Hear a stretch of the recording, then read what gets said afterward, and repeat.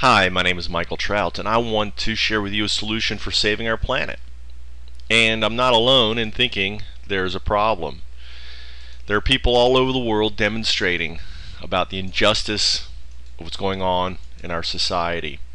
It could be corporate injustice, it could be political, it could be many different forms, but ultimately there are millions of people out there who are very disgruntled at what's going on.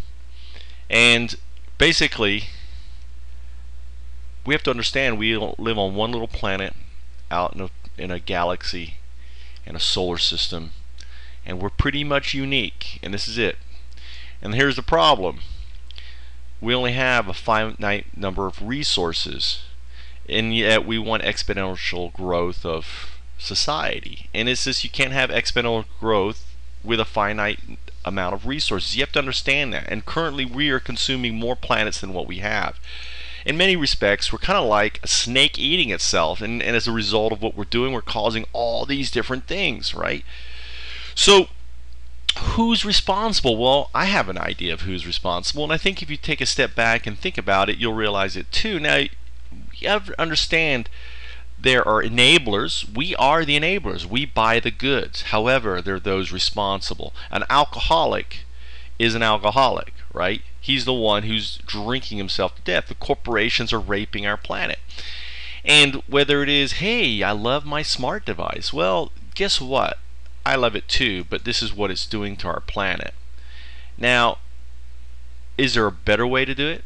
Could we provide, a better solution?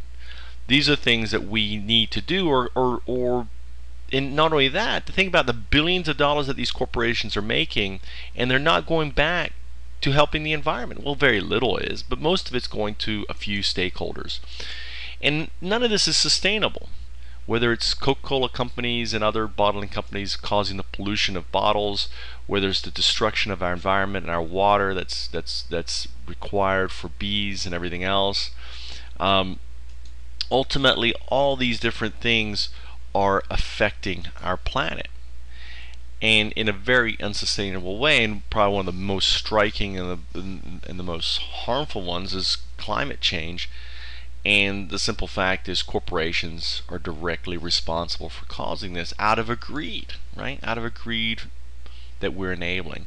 And you have to understand what a corporation is. Basically, the 1% run it, right? They're the ones. And I'm talking about the big C's, the large. I'm not talking about mom and pop businesses. I'm talking about large multinational corporations. And we're the enablers, the 99%. And the corporation is something that's only been around for the last 200-300 years in the modern form, and it's selfish. It's driven by money, right? They spend billions on removing barriers, whether it's lobbying, getting in the president that they want, and so on and so on. Because right now, in order to become elected, you need their money. And recently, now that they're people, they're free to give as much as they want. So things have gotten worse to bad, and you have to realize that if we're going to fix things, we got to transform the corporation. We got to start there. Well, how do we do this? Well, imagine if the corporation was selfless. Imagine if the corporation was the perfect person. What would be the perfect person? If we're going to make corporations people, let's make them the perfect people. Well, the perfect person would be selfless. He'd be transparent. Say, look at me. I have nothing to hide. I have no evil. I'm not doing anything wrong, right? They would be taken away and not causing, right? Be carbon negative. And wouldn't they turn around and invest 80% of what they make, or even 100% of what they make, back into launching more such entities? Well, obviously someone's going to make something, so I think 100% is unrealistic, but 80% I think is fair and reasonable. Up to 80%, right? 20%, even 20% I think is fair and reasonable. How many corporations invest 20% of their net profits into making the world a better place? I don't know of any that do that. Anyway, launching and wouldn't we have a new kind of stakeholder, which would be including the 99%, which I call the greater stakeholder? Well, the problem is the 1% would never go for this vision. Why? Because basically they're greedy and they want to rape and pillage, and everything's, the planet right now is too good for the taking. Even though they're not looking, they're short-sighted, not seeing the future.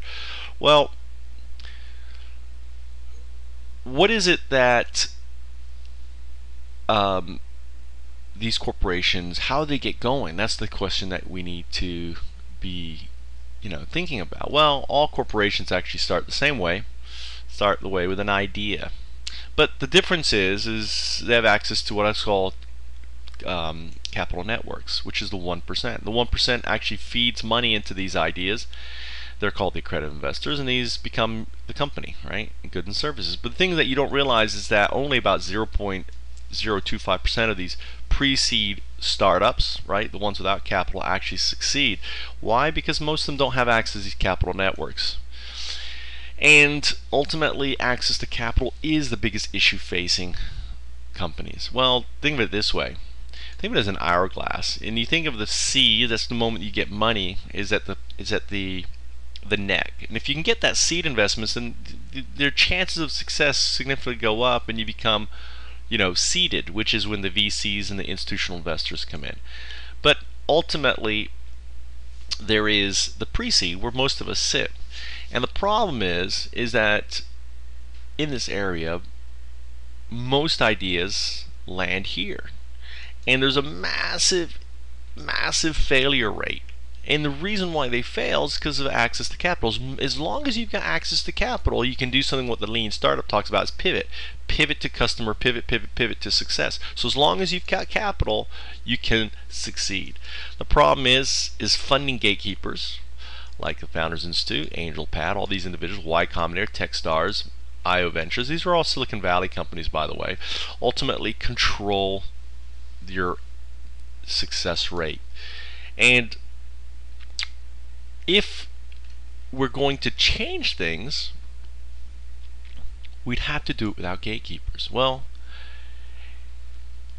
that's then becomes the primary thing. In order for us to save our planet, we have to remove gatekeepers from the process. That means removing the 1% from the process. That means shattering the hourglass, right? Shattering that neck hold, disrupting the startup. And that's why I spent the last 4 years inventing the Found Up. The Found Up is really a way of launching ideas for the 99%. There's no gatekeepers. It's fun. It's easy. Anyone can do it. There's riskless, and there's no cost except for a little bit of time. And anyone can do one. Whether you're 16 or 80 years old, you can do a Found Up.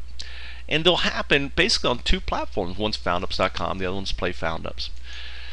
And ultimately, how will the Found Up, you're wondering, will save our planet? Well, really simply, by launching the innovation that needs to help save it, by launching carbon negative companies, by launching selfless corporations who put the 99% first, by launching Found Ups that reinvest up to 80% of their net profits, launching more Found Ups on foundups.com and Play Found Ups app. So I predict that if we can get the Found Ups going within 10 years, we're going to replace the startup of the 1% with the Found Up of the 99%. So you're probably wondering, how does it actually work? Well, think of it this way. On our platform, you place ideas. Ideas ultimately will level up, and eventually some are going to break free. Whoa, they break free and they become their own entity. They actually start making revenue. Well, that's a successful Found Up. Now it becomes a company. Now they will reinvest up to 80% of their net profits back on our platform as part of the agreement. So as long as we help you launch your ideas as a collective, they agree to help launch more ideas and more ideas and more ideas. And the thing is, what you have to understand is these ideas don't have to be growth ideas. They can be non-growth ideas, as long as they benefit the planet. So what's a Found Up? Well, a Found Up is a founder with an idea using our framework, which I call the Open Innovation Framework, and it's a software as a solution, a SaaS solution that software as a service solution that does all the heavy lifting, does the validation, secures the IP, builds the team, funds, launches any Found Up on foundups.com, Play Found Ups app. It's really that simple. And what I'm looking for are developers. I'm also looking for investors who want to get behind this idea. So if you're one of them, you can contact me in one of these two ways. I appreciate you listening to this talk, and